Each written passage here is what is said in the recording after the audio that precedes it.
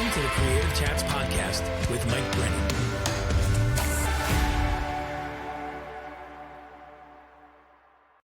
Welcome, friends, to another episode of Creative Chats.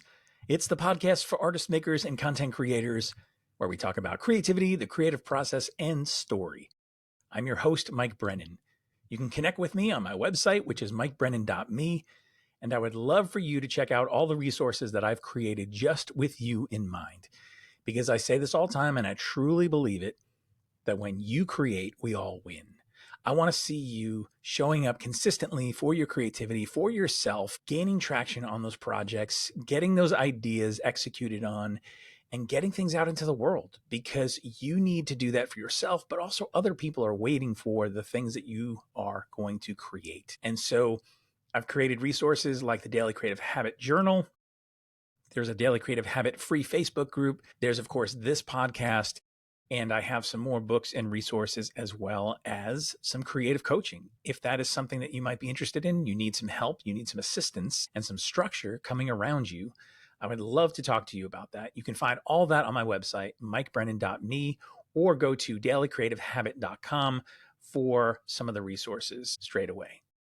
Now, I want to introduce you to something. Maybe you've heard me talk about this before on this podcast. If you're a longtime listener, you know that I am a part of a community that has an event called The Thing. And it's my buddy, Terry Weaver, who's been on this podcast many times. He is the founder of this event. There's 2 times it happens. Once in June, which is in Nashville, Tennessee, and the other is November in Orlando. And this, if you're listening to this in a timely fashion when this episode just dropped, I want to invite you to Nashville's event. And the Nashville event is June 30th and July 1st. And it is just an amazing opportunity to get in the room with some people, get some ideas, some inspiration, but also some practical tips on helping you with your creative business. There are people working on all sorts of different types of things. And honestly, this has been my family. This community has just been a really important part of my life since 2018 when I first started going. And I've been speaking and sketching. I'll be doing that again this time. And so it's going to be great to be in that room. And I want to invite you to come. So if you go to thething.live, you will see information there for the Nashville event. Click on that. And I even have a discount code for you to use so that you can get some money off. Use the word creative, and that will let Terry know that you have listened to the Creative Chats podcast, that you're one of my people, you're coming to this event. And so I would love to see you there in the room and to get a chance to meet you if we haven't met already. This episode is actually a message that I delivered back in 2024 at the Orlando event. And so it's on the topic of fear, and it's titled, "Fear is a Lousy Compass." And I hope that you enjoy this message. I hope that you get a little bit of taste of what it's like to be in that room, and that you join me at The Thing, June 30th and July 1st. So be there, go to thething.live, use the code CREATIVE, and I can't wait to hang out with you here in Nashville. Now, without further ado, here is my message from The Thing. So I'm really excited. If you've seen me before, you know that I usually have some kind of antics. I don't have any antics tonight. There's no bubbles, there's no toilet paper flying, and you'll see why in a moment. But one of the things I do besides being an artist, maybe you've seen some of the live sketches I've been doing. If you haven't, make sure you're part of the Facebook group, the hub for The Thing, and I'm sharing that stuff out for all the speakers and the things that are happening here. But besides being a creator and an artist, I also help transform people's approach to creativity by making it fun and making it actionable, which is really important, and essential to everyday life. And one of the things that I truly believe is that everybody's creative. So many times I get into conversations with people and they're like, "I'm not creative." And what they really mean is, "I'm not artistic." And I say, that is more than fine. That's not what I'm talking about. Creativity is so much bigger than that. So I believe that everybody in this room is a creative person. It may just look different for you than the person next to you. Now, with that as a basis, the thing that we're going to talk about tonight is something that I think blocks our creativity. And whether that's something that is creating for our business, creating for a project, or creating the lives that we want to lead, I think this is something that affects us all. I want to start with this question and ask, what are you afraid of? So give me a couple of answers. What are you afraid of right now? Rejection. Okay. Failure. Change. It can be anything, by the way. What's that? Spiders. There you go. Okay. And you know what? That's what I thought. I thought maybe I'd release some spiders right about now into the room instead of bubbles, but no. A couple more. Wasting time. One more.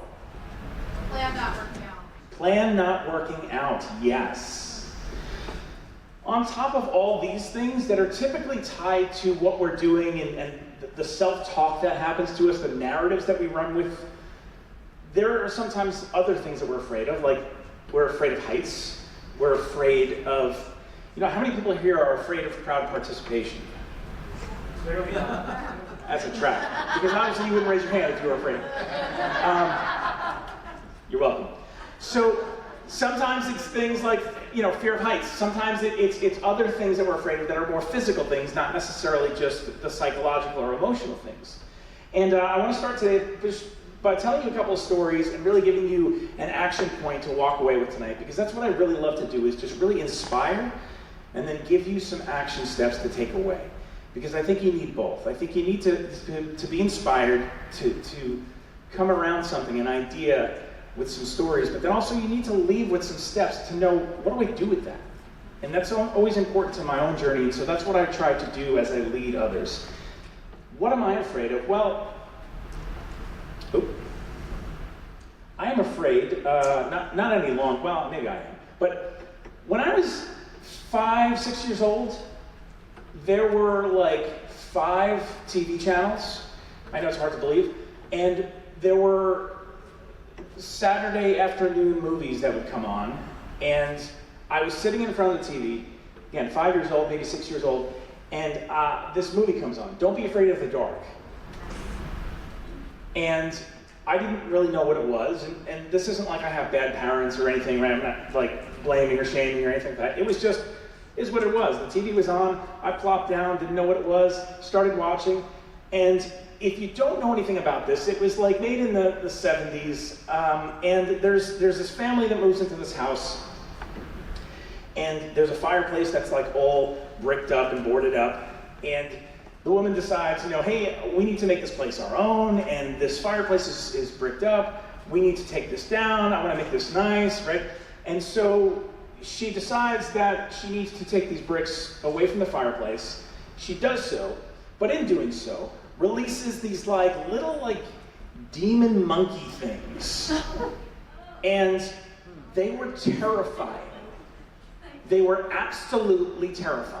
Especially as a 5-year-old, as I'm looking at this thing, going, what am I watching? And it's one of those things where you can't turn away because you don't even know what's happening in the moment. So I kept watching it, but the more that I watched it, the more I realized that I was indeed afraid of the dark, and I was afraid of this movie. And demon monkeys. And also, that's why I'm not good at any home improvement projects, because if there's something that's boarded up and bricked up, leave it alone, please, for the love of God. But what happened was, for years after, I had reoccurring nightmares. The stupid little demon monkeys were coming to get me. And I know it sounds silly, I know it sounds trivial, but when you're that young, and something is told you, you should be afraid, things are not safe, you pay attention. And then on top of that, what would happen is, I was in a home where, I loved my dad, we didn't see eye to eye on a lot of things. He had a short fuse. And so he would get angry a lot, and that told me, I better be careful. There's a little bit of, I don't feel safe. There's a little bit of I'm scared. And then at school, being bullied. And yes, everybody's been bullied and everything, but still, when you're experiencing that, it's very real and very painful and fearful. And so multiple areas of my life were telling me, hey, you need to be afraid. It's not safe. And this is before anybody talked about anxiety and anybody really brought that to light. And so for me, it was just, this is my way of life. I'm just afraid. I didn't watch horror movies as a kid growing up, as a high school kid with all my friends, and they'd make fun of me, but they didn't realize that it went back to this stupid thing, and I was afraid. I was not wanting that as my entertainment. I was afraid. It wasn't safe. And then add to that some situations where, there were a few situations where I was accused of some things wrongfully that told me, be afraid. Because people are going to have it out for you. It's not safe. When I was 18 years old, I went to work at a fast food place, and there was a guy came in the back door and robbed the place, gunpoint, on my 18th birthday. Time and time again, it was telling me, be afraid. Be afraid. You're not safe. You're not safe. The thing is, it took me a long time to realize that fear is a lousy compass. Fear is a lousy compass. When you're in that narrative, it's so easy to just go with life and go with that narrative that you hear and you're experiencing and take it to be true. But the fact of the matter is, fear's a lousy compass. I mean, it's something to pay attention to, and it's not something that we're going to be able to get rid of. But that's why I'm kind of talking about this tonight, because I think it's really important that we take a moment and bring this out into the light and have a conversation around this, have some action points around this, because I think it's something that all of us deal with at some level or another. Every single person in here is afraid of something. Everybody has a fear about something. And it levels the playing ground. It may, again, look different person to person, but everybody has that thing they're afraid of, even if they're actively avoiding it. This is an interesting stat. 70% of people experience heightened loss aversion, in quotes, meaning they tend to overestimate the potential for loss rather than the benefits of taking risks. 70%. In other words, 70% of us say, when I ask the question, what if, it's not what if this works, but what if this doesn't?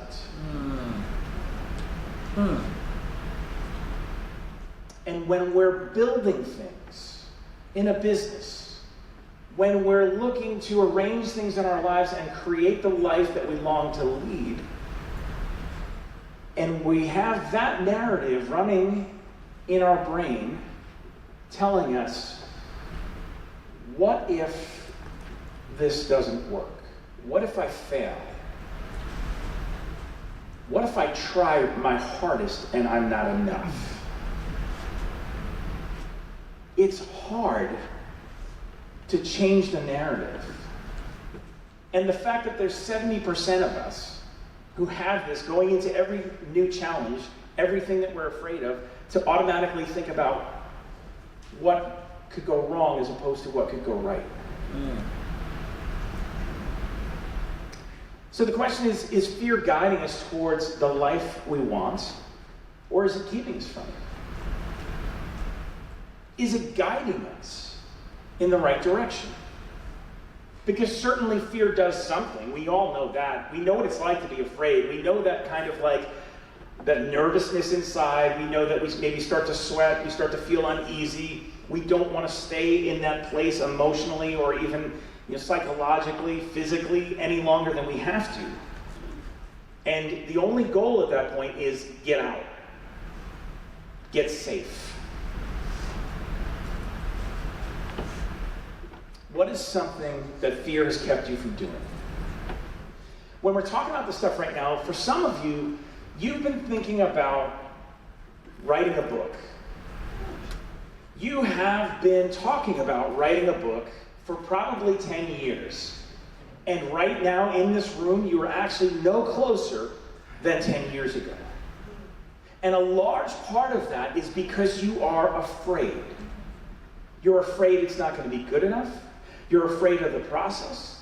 You're afraid of maybe multiple different things in it, but it keeps you from taking action, moving forward, and actually writing the book.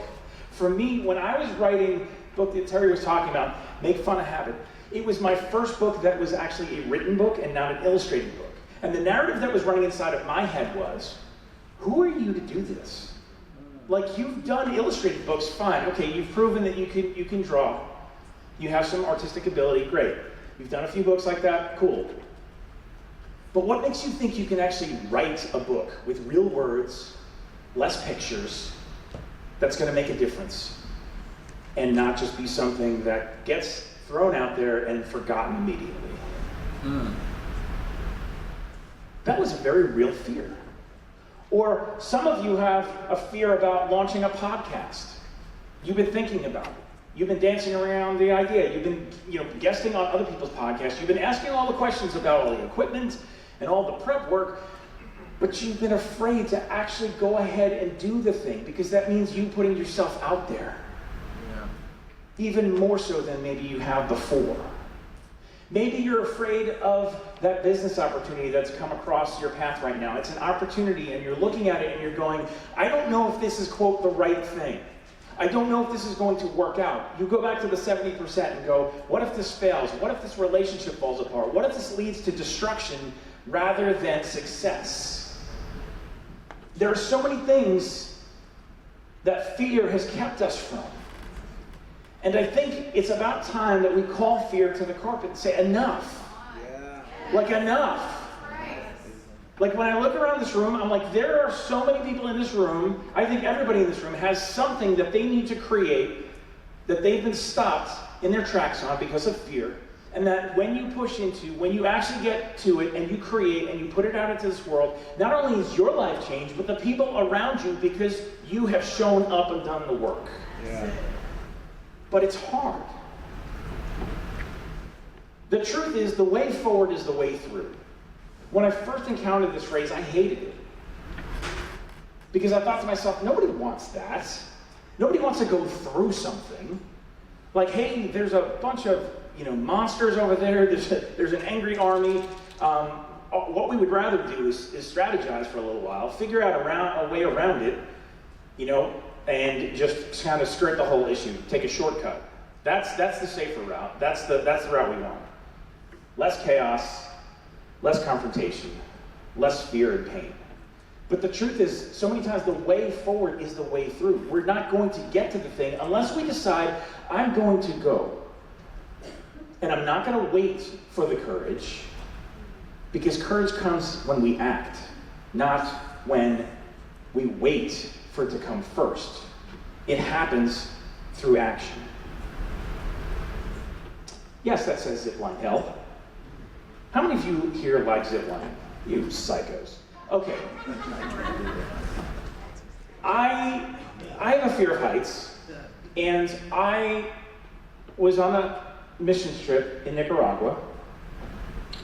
Unfortunately, we were in this village, and we were there to help drill a well for clean water, and the equipment that we had couldn't go through the rock that was there. We spent an entire week there trying to prepare the village, making relationships with the people there, and essentially promising them clean water, and we couldn't deliver.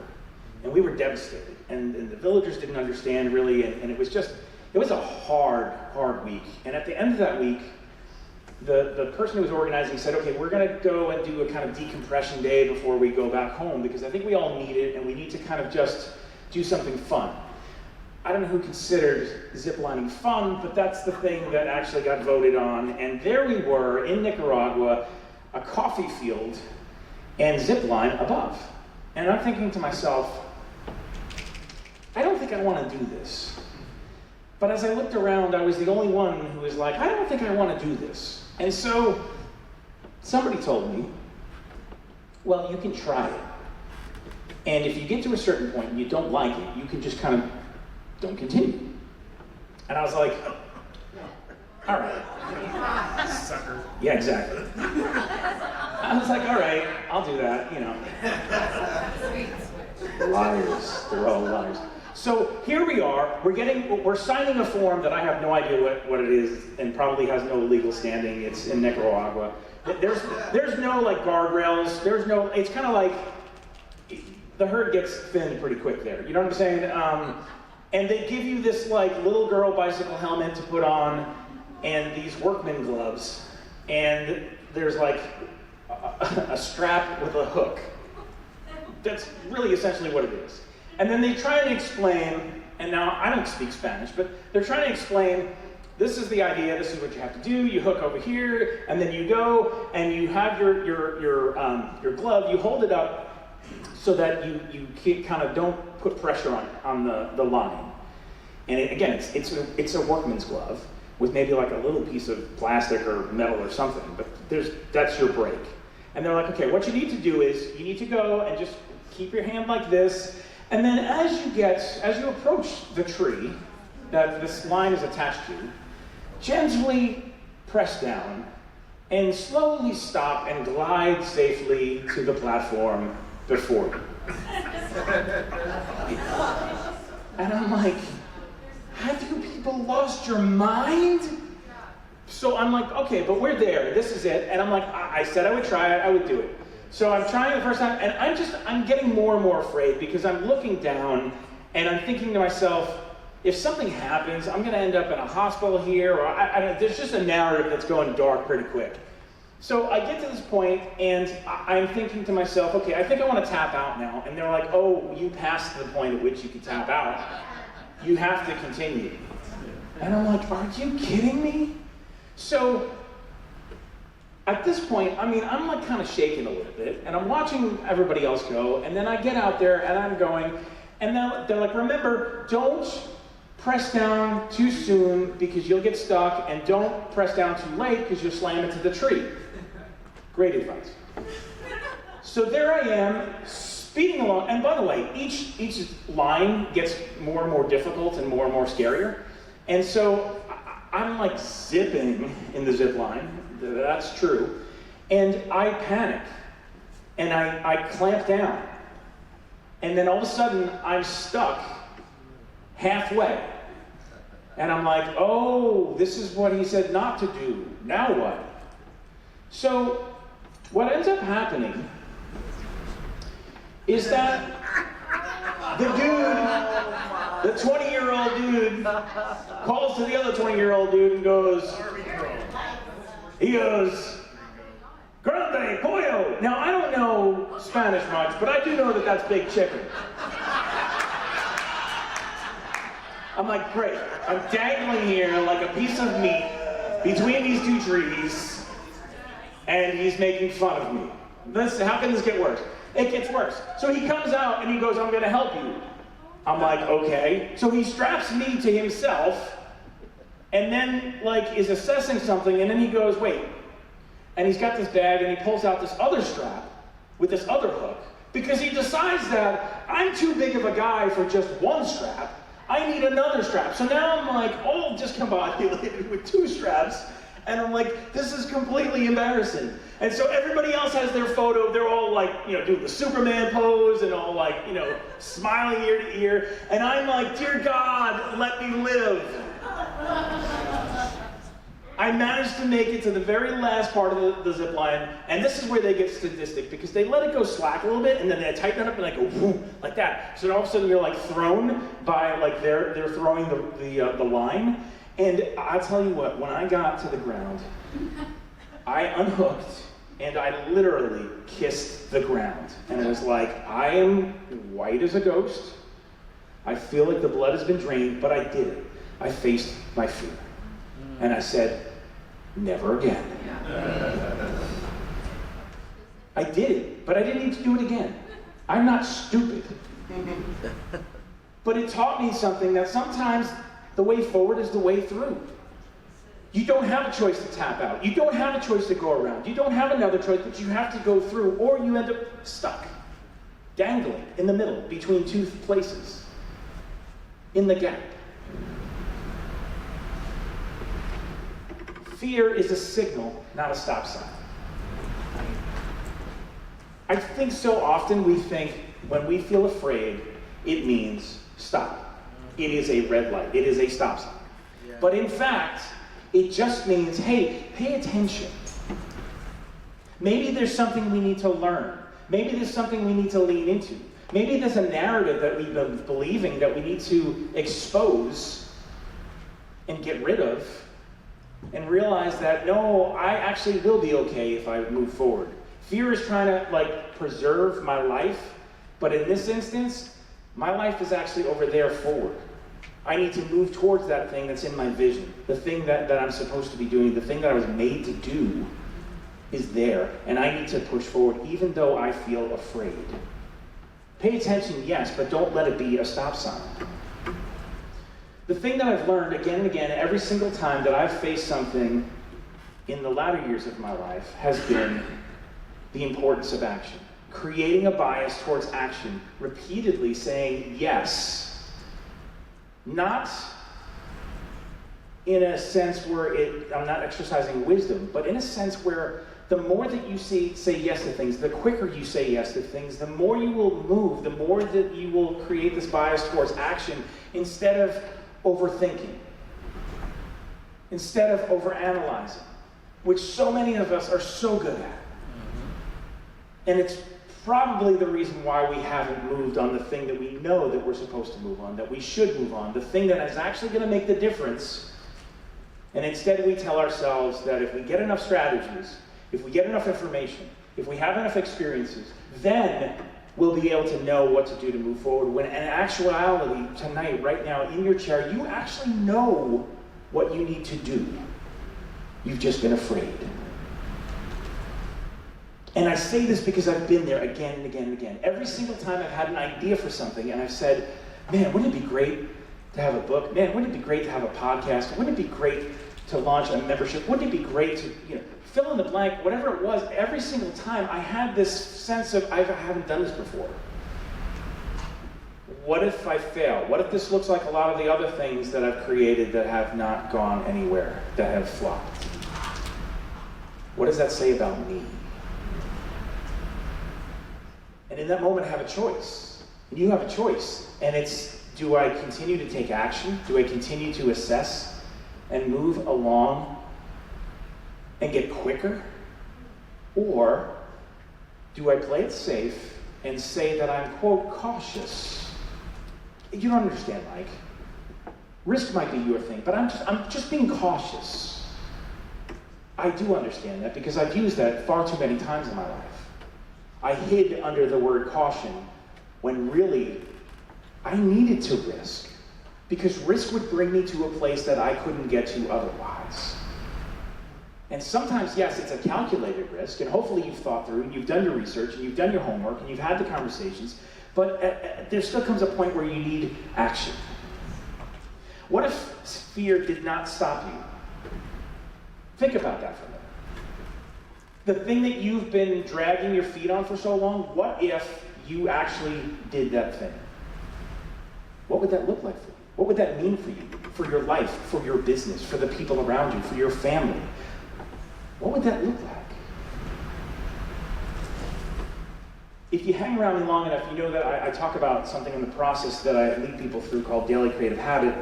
And one of the first things I talk about is starting small. This is a variation of that. It's start small, but start now. Again, it's about creating the bias towards action because we want big. We want the big plan. We want the big budget. We have a big bias. And small is what gets us going. It is the thing that builds momentum, especially the start now. Start small, but start now. Like, what is the thing that you can do right here, right now? Not the thing that's like, well, I have to go and do this thing when I get home, and I have to read this other thing, and I have a whole long list. Like, no, what is the thing you can do actually right now? Start small, but start now. Look at fear as data, not a decision. As data, not a decision. Meaning, when you feel afraid, that's not like the decision of, okay, this is my saying, I'm not doing this. No, this is me collecting data.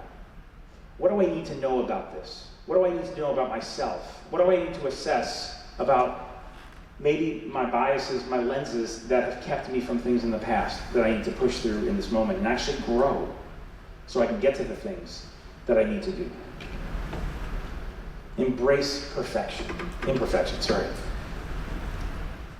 This is a hard one for many of us, and this honestly is an excuse that I hear with a lot of people that I work with and coach a lot of times, where it's, well, I want the thing to be the best representation of me out of the gate. I want to be like, as soon as we launch the thing, as soon as I create the thing, as soon as I put it out there, I want it to be the best version that it can be immediately. Because I don't like being a beginner. I don't like being a newbie. I don't like being seen as that person who doesn't know what they're doing or is learning it as they go. And so I'm going to wait because it's not perfect. And the problem is, perfect never comes. And therefore, we never take action and we never ship. We never get the thing out there. I used to look at artwork of some people who had like splatter marks and smear marks and all this kind of crazy stuff going on in artwork, and I used to think to myself, that's amazing. I so wish I could do that. But I would feel this intimidation thinking, how can they do that? Because I feel like you make something, you get it to like be perfect, and then you kind of maybe ruin it. Like, what if the splatter mark doesn't land where you want it to land? And what if you end up smudging something that doesn't look good? And what if, and all the fears come forward. And then one day I just decided, and I'm like, what really needs to happen is I need to create enough stuff so that if something does go wrong, it doesn't matter because the stakes are low. I'm going to do something else tomorrow, and the next day, and the next day. And so even if I mess that up, it's fine. And so the more that I leaned into my mess, the more that I actually embraced the splatter marks, the more I got comfortable with it and going, actually, there's something beautiful about the imperfection. There's something human about the imperfection. And it's incredibly freeing, as opposed to confining when we say, I need it to be perfect. Fear is a creativity killer because creativity is about curiosity. It's about possibilities. It's about dreaming, and like Terry said earlier, imagination. And fear wants to clamp down and say, whoa, I don't know if we can have that because that's too dangerous. We can't control that. We don't know what's going to happen when we release that. We can't get ahead of the narrative on that. There's so much that is centered around control and our lack of and our fear of losing what we think we have, that it can kill our creativity. And again, I'm not talking about being artistic, I'm talking about creating the things that you actually long to create, but you've been afraid to. So what do? I want you to think about your brave next step. Right now, write down one brave next step. That's the only thing I want you to do from this entire talk. Write down one brave thing and then do it. Is there a phone call you need to make that you know that you need to make? Can you make that when we end tonight? Or if the person's asleep or it's not a good time, make it a point that the first thing tomorrow you do that. Don't make any more excuses. If it's actually speaking out loud that you're going to do that thing, you're actually going to write that book, not just say it, but actually commit to it and share it with somebody and say, can you not let me off the hook? That's a brave next step. I don't know what that looks like for you, but you do. Because as soon as I say that, it's what comes to mind. It's that thing that you're like, don't make me go there. That's the thing I want you to take a next brave step on.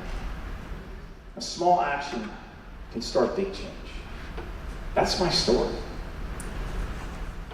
I started in smallness, and I continue to start in smallness, and continue to be consistent, and it ends up in big change. It ends up in things that grow, because when you don't shrink away, but you push forward, that's what happens. You get experience, you get knowledge, you get to create things and put them out into the world and then build on top of those things for other things that keep coming. It's this momentum that happens. This is me, obviously, in front of a moving truck. My brave next step back in the beginning of the summer was to pick a date on the calendar this year, circle it, and say, that's my move date.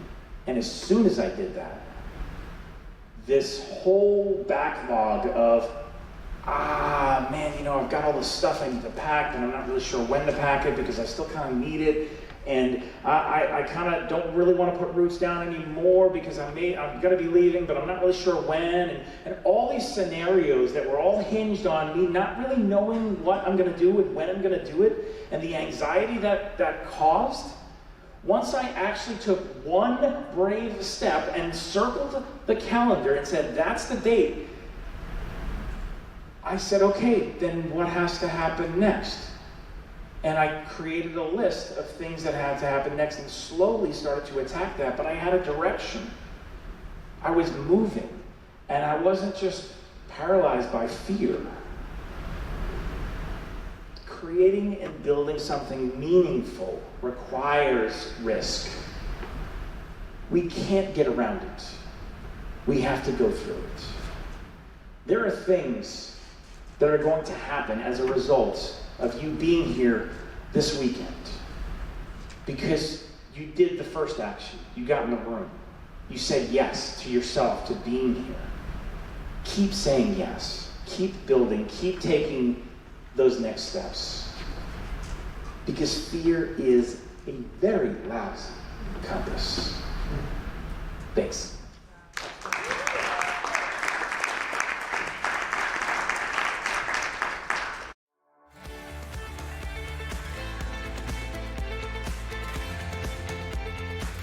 Thanks for listening today. I'd appreciate it if you would subscribe, leave a rating and a review. It really helps this podcast be seen and heard by others.